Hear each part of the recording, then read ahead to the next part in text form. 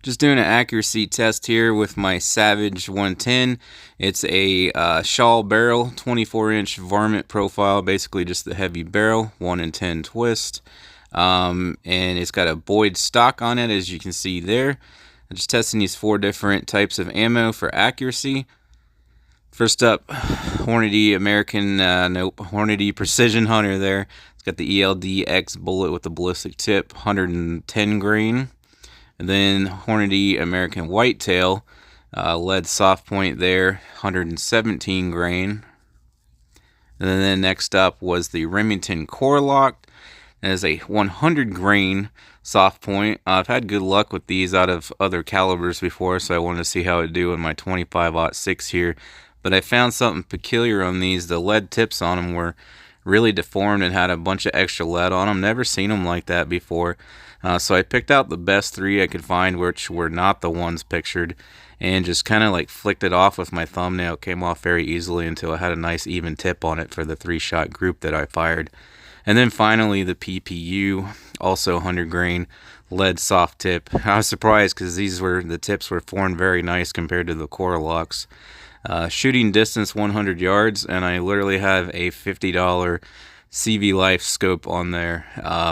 It's cheap, but it works. It's temporary until I can get something better. You'll see here several sub MOA groups, and I've taken it out to 500 yards sub MOA with that scope as well. And there's the target we'll be shooting at. Again, 100 yards. I'm just shooting at those little red dots, except for I do end up taking a group at that center oval there, which I will explain as we go. Kind of hard to see the shots here, but I'll edit it a little further in and for a little more clarity, so you should be able to see them. And of course, we'll go over the target as the video progresses. But first up, these are the Hornady Precision Hunter, the 110 grain eld-x ballistic tip on the leftmost dot.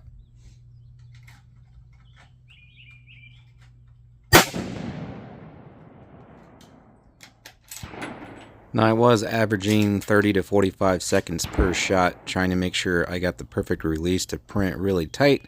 So I will cut and clip in between each shot so you guys aren't waiting forever.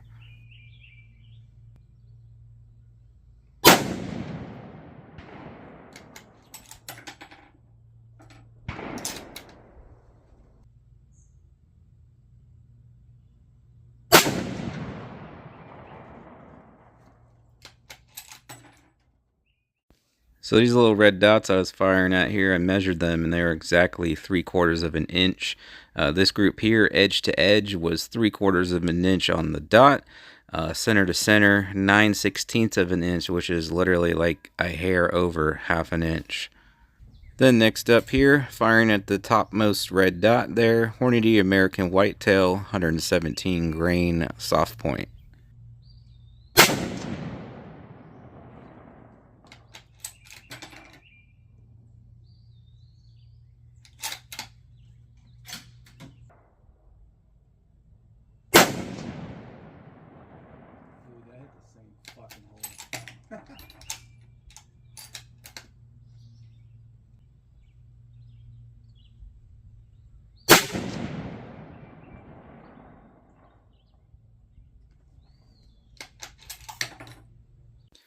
So this one just absolutely blew me away. Edge to edge, it was 7/16 of an inch, which is just under a half an inch. Center to center, 1/4 inch.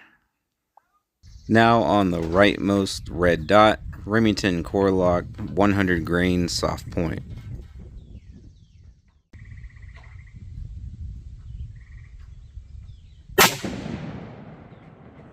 And sorry about the focus on this one. My camera went slightly out of focus. I did not realize, so this was as best as I could edit this one.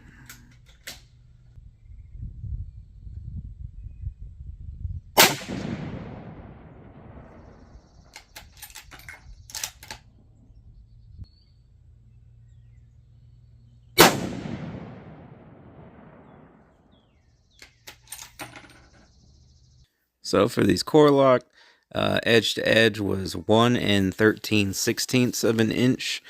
Center to center was 1 9/16 of an inch. Alright, and now for the PPU 100 grain soft point, aiming at the bottommost red dot.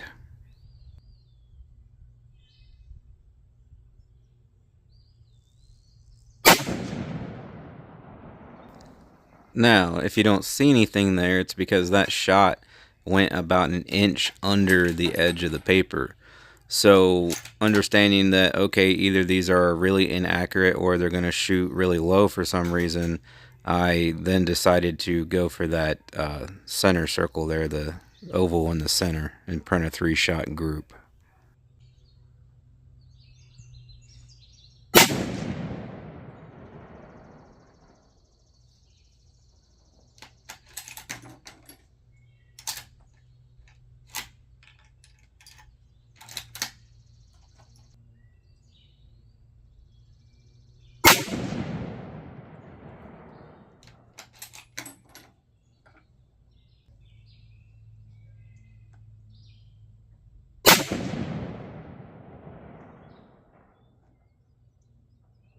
All right, so these PPU I actually wanted to try out.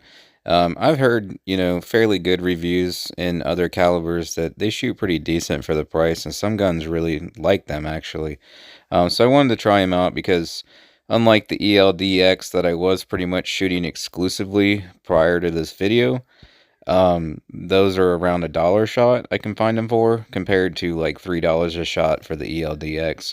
So that's why I wanted to try them out. I was like, heck, if the budget stuff shoots around MOA, I can just use that for plinking. So you can see the group is the largest here with the PPU. Actually, let me get a measurement on that real quick. Got it next to me here. Edge to edge, it's 2 1/8 inch, and center to center, it's 1 15/16 of an inch. No, the barrel was not hot. It was a pretty cool day, and I was shooting in the shade, and I was giving it several minutes between each group to cool down. The barrel never even got hot. It was just lukewarm at most.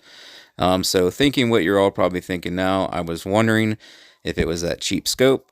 So I did a real quick follow-up group with the American Hunter, and I just kind of rushed these shots just to verify if the scope was on or not. So I took only about half the amount of time and precautions squeezing off these shots because I wasn't trying to print the tightest group possible. I was just trying to verify that it was in fact the ammunition and not the scope.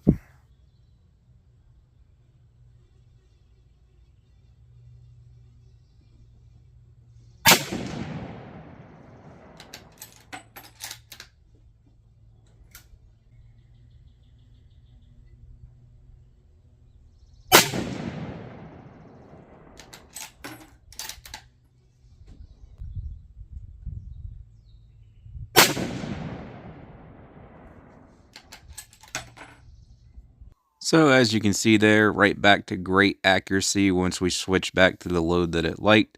So it was not the scope. It just did not like those PPU at all. Didn't like the core lock much better.